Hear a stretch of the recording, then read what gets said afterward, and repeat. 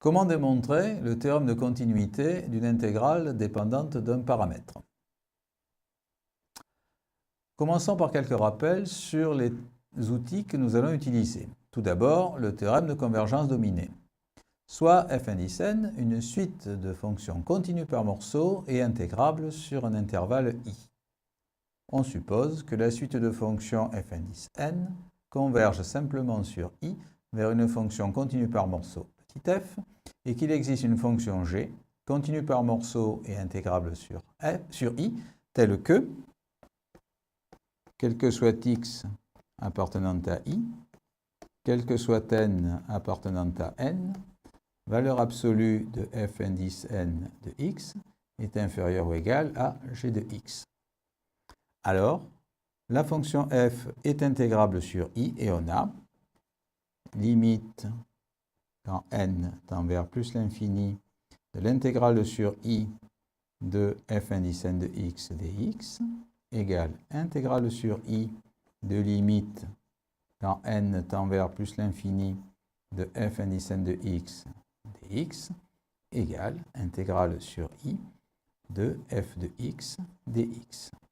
On a donc inversé l'intégrale et la limite. Nous utiliserons aussi la caractérisation séquentielle de la continuité. Soit f, une fonction définie sur un intervalle ouvert i, et petit a, un élément de i.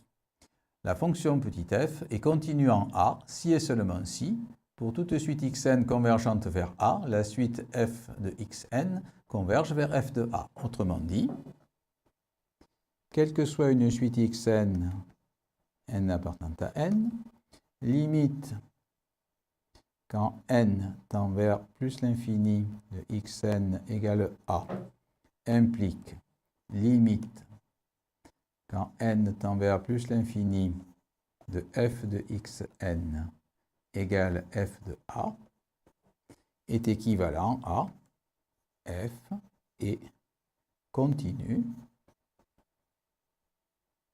en a.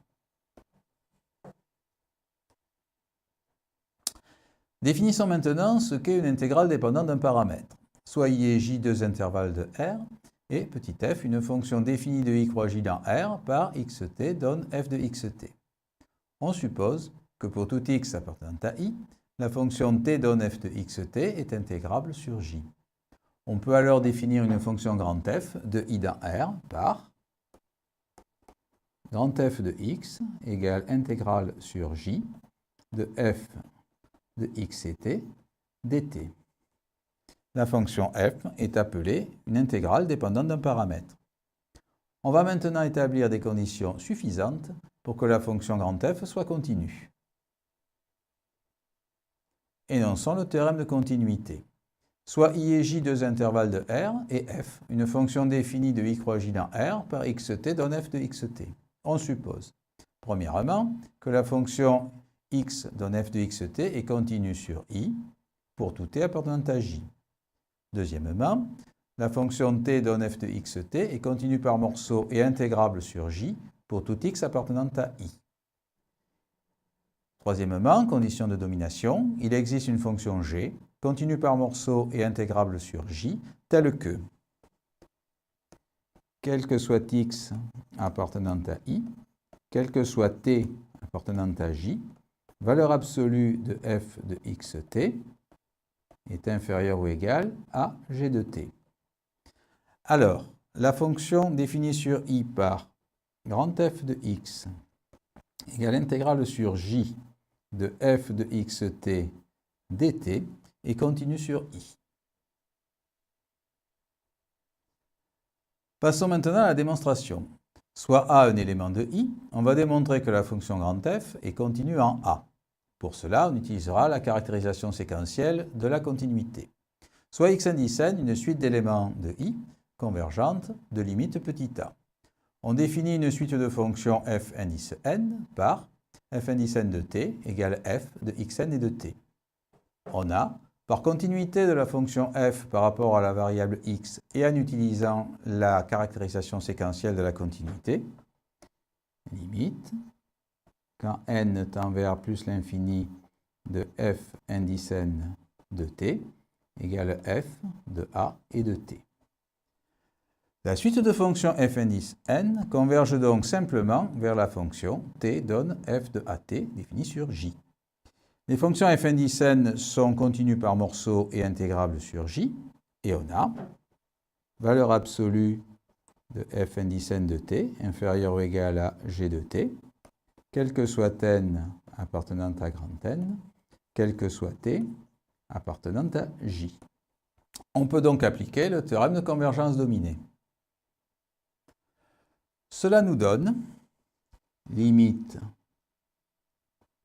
quand n tend vers plus l'infini de l'intégrale sur j de f indice n de t dt égale intégrale sur j de la limite quand n tend vers plus l'infini de f indice n de t dt égale intégrale sur j de f de a et de t dt.